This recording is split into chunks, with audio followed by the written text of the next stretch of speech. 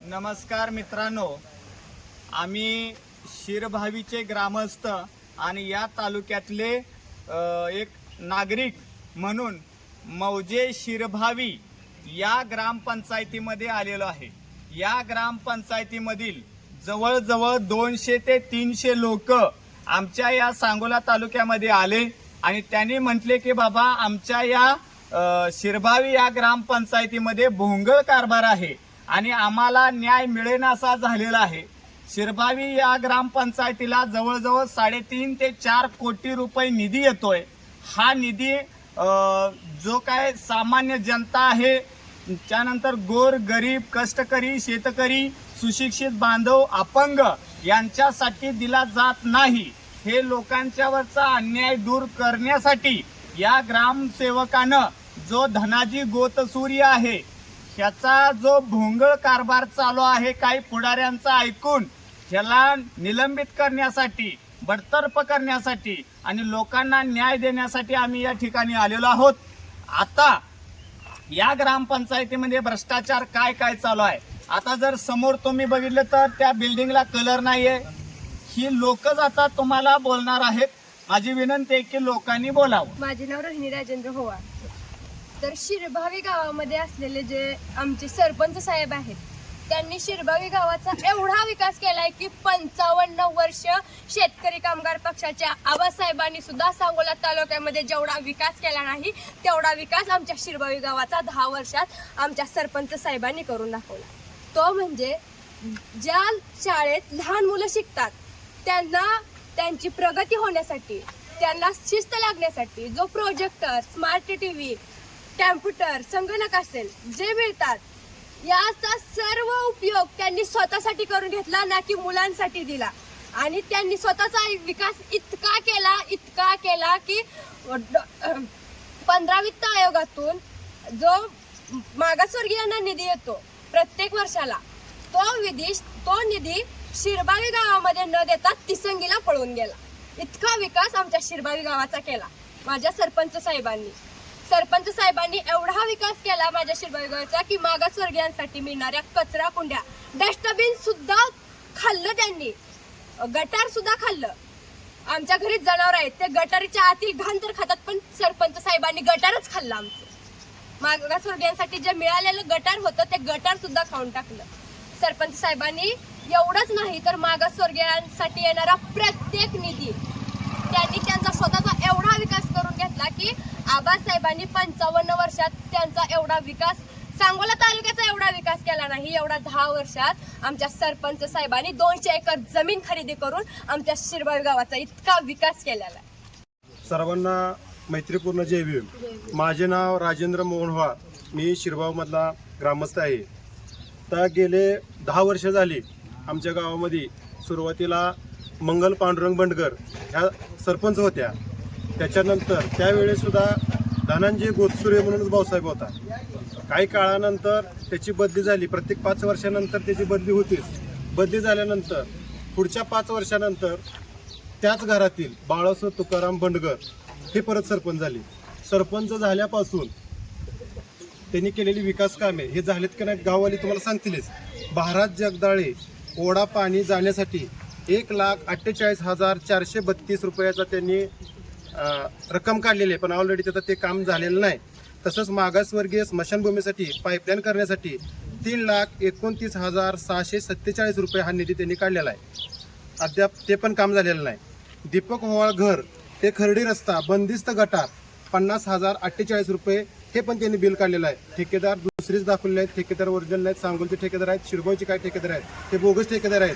तसेच मुकुंद होवाळ वस्ती ते धर्मा ठोकळे घर बंदिस्त गटार बांधण्यासाठी 1,49,447 रुपयाचा निधी काढलेला आहे। माने सलगर वस्ती येथे रोसांचे बसवण्यासाठी 3,26,701 रुपया हे बिल काढलेलं आहे। मागासवर्गीय वस्तीसाठी कचरा कुंडी स्वच्छ करणे 1,68,251 रुपये हे बिल त्यांनी काढलेलं आहे। पोवाळ वस्ती येथे पाणी पुरवठा करणे 1,67,649 हे सुद्धा बिल त्यांनी बोगस काढलेलं आहे। सर्व जिल्हा परिषद शाळेला प्रोजेक्टर स्मार्ट टीव्ही देण्यासाठी जी वरून निधी आलाय तो 6,07,701 रुपया तो सुद्धा अद्याप कुठल्याही जाऊन तुम्ही शाळेत जर चौकशी केली तर कुठल्याही शाळेत गृहसंच, प्रोजेक्टर, स्मार्ट टीव्ही कुठल्याही शाळेत त्यांनी दिलेलं नाही. गावठाण मागासवर्गीयमध्ये सिमेंट पाईप गटार करणे 5,21,205 रुपये हा निधी काढलेला आहे. गावठाण स्मशानभूमीसाठी 2,73,800 रुपये हा निधी काढलेला आहे.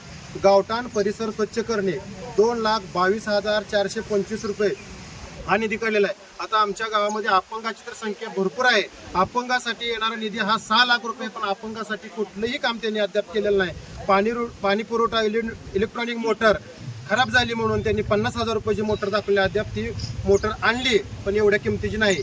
परत विधवा महिलांना शिलाई मशीन वाटप म्हणून 3 लाख रुपये त्यांनी काढलेले आहेत, पण ऑलरेडी कुठल्याही महिलेला त्यांनी दिलेलं आहे.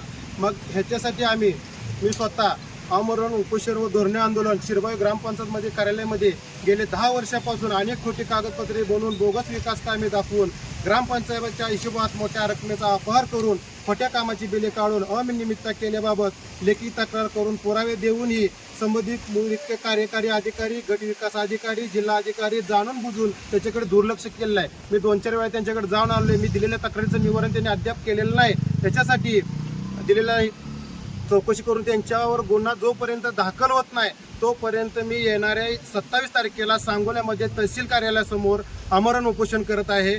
गाववाल्यांनी पण सहकार्य. आणि सांगायचा एकच विषय अजून आहे की आमच्या गावामध्ये 10 वर्ष झालं एकाच घरात सत्ता आहे, पण अजूनपर्यंत आमच्या गावात ग्रामसभा एकही झालेली नाही.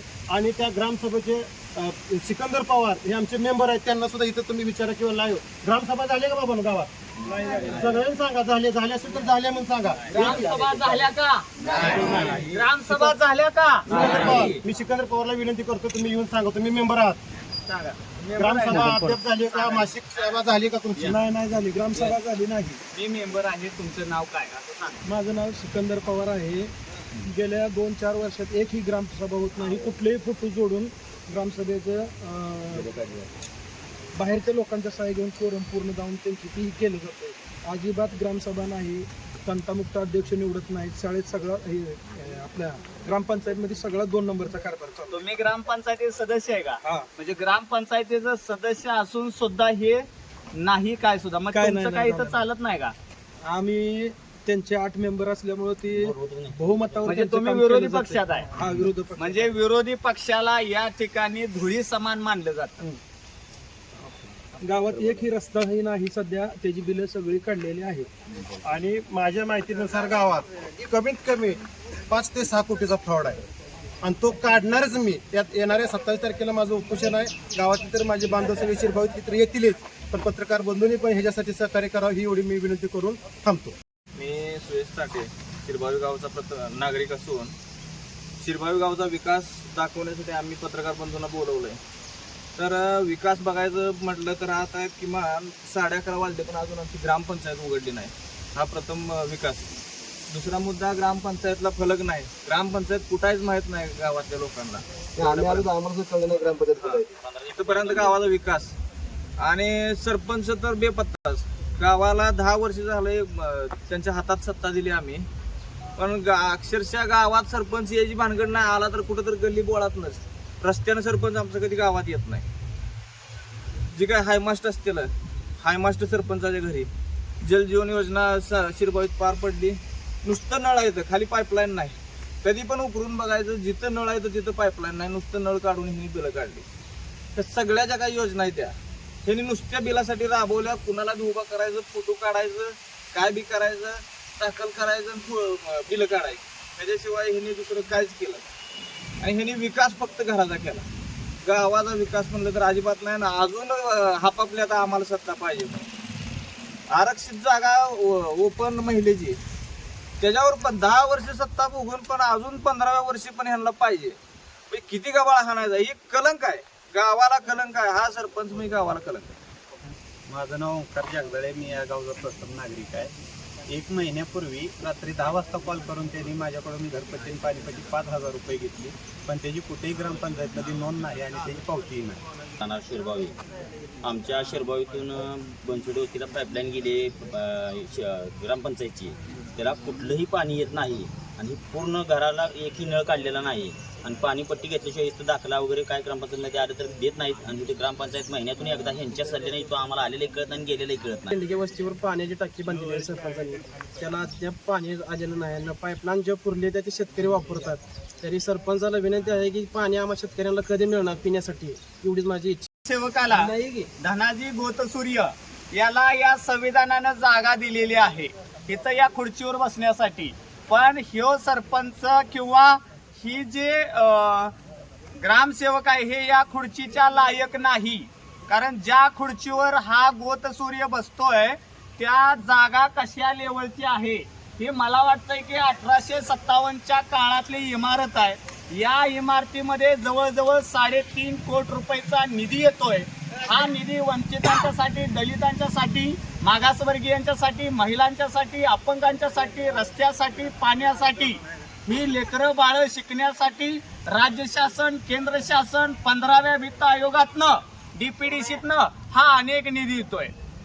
या गावामध्ये जे काय तुम्हाला जिल्हा परिषदेचं मतदान करायच्या वेळेला ज्याच्यातनं लोकांनी कामं केली त्याच्यावरच आता निधी टाकण्याचं काम करून तिथं पैसे खाण्याचं कट कारस्थान रचलेलं आहे. या ठिकाणी समाजकार्यातून सुद्धा काही गटारी असतील, काही कामं केले 1 लाख, 2 लाख, 4 लाखाची, त्याच्यावर सुद्धा बिलं ह्या ग्रामपंचायतीनं केलेली आहेत. मला इथं कुठल्याही पुढाऱ्याला नावं ठेवायची नाहीत, पण हा जो ग्रामसेवक आणि इथलं जे लोकांनी निवडून दिलेले ह्या मताचा हा जो वोट आहे यातनं जे निवडून दिलेलं आहे, आज हे बोटच तोडून घेण्याच्या पात्रतेचे इथले पुढारी आणि इथलं हे बनलेलं आहे. खरं तर हे जे संविधान आहे हे संविधान म्हणजे सदरक्षणाय खलरक्षणाय, म्हणजे भारताचे संविधान असं जे लिहिलंय हे जंतर मंतर सारखं या शिरभावी या गावामध्ये झालेलं आहे. खरं तर राजूभाऊ उपोषण करणार आहेत आणि याच्यामध्ये एकटा ग्रामसेवक नाही, ह्याच्यामध्ये BDO कुलकर्णीनं सुद्धा पैसे खाल्लेले आहेत. त्याचा मी व्हिडिओ बघितलेला आहे. कुलकर्णी हा त्या टेबलाच्या सुद्धा लायकीचा माणूस राहिलेला नाही. या कुलकर्णीची पेन्शन बंद झाली पाहिजे, म्हणजे म्हातारपणी काठी धरताना आपण भ्रष्टाचार किती केलाय ह्याची लायकी त्याला कळाली पाहिजे. आणि ज्या पुढाऱ्यानं या शिरभावी या गावातल्या ग्रामस्थांचं, गोरगरिबांचं जे घरकुलामध्ये 10-20 रुपये प्रत्येक कामामध्ये दलाली करण्याचं ज्यानं काम केलेलं आहे, त्याचं कुटुंब असेल किंवा त्याचं राजकीय जे असेल, इथून पुढच्या काळामध्ये तुम्हाला कोणी विचारणार आहे. तुमची प्रॉपर्टी किती असू द्या, ह्या सगळ्या शिरभावी गावातल्या लोकांना धुळी समान आहे. कारण हा तुम्हाला सांगतो की ग्रामपंचायतीला निधी आला किती. ग्रामपंचायत हो का, केंद्र सरकार आणि राज्य सरकारचा एकूण निधी 2019 ते 20 साली 44,93,708 रुपये आले. सन 2020 ते 21 साली 28,20,714 रुपये. सन 2021 ते 22 साली 36,99,584 रुपये. सन 2022 ते 23 साली 37,04,480 रुपये. सन 2023 ते 24 साली 63,22,057 रुपये. सन 2024 ते 25 46,94,366 रुपये. सन 2025 ते 26 साली 72,94,002 रुपये. म्हणजे एकूण जो निधी झाला 3,32,03,15 रुपये 5 वर्षात. आणि हा निधी झाला शासनाचा 3.5 कोटी रुपये. या गावामध्ये जो बाजार भरतोय हे महिला बंधू आणि भगिनींच्याकडून जे 100 रुपये, 200 रुपये, 5 रुपये, 10 रुपये हे बाजारपट्टी म्हणून घेतली जाते, ते पैसे कुठं आहे?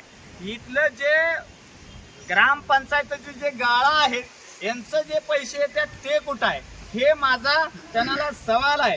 आणि महत्वाचं म्हणजे इथं जो भ्रष्टाचार चालू आहे हा भ्रष्टाचार मुळापासून उखडून काढल्याशिवाय आणि जन भ्रष्टाचार केलाय त्याला खुर्चीवरनं कमी न करता ते पूर्ण व्याजासहित वसूल केल्याशिवाय आणि गोतसूर्याला बडतर्फ करून जे त्याच्या खात्यावरती त्यांची जी संपत्ती आहे या संपत्तीची अँटी करप्शन ब्युरोकडे चौकशी लावल्याशिवाय आम्ही शांत बसणार नाही. आज म्हणतात की घुटुगडे बंधू बोलतायत. घुटुगडे बंधूंचा येत्या काळामध्ये या तालुक्यातला भ्रष्टाचार आम्ही काढत आहे म्हणून मारून टाकण्याची, जीवे मारण्याची धमकी सुद्धा येत आहे.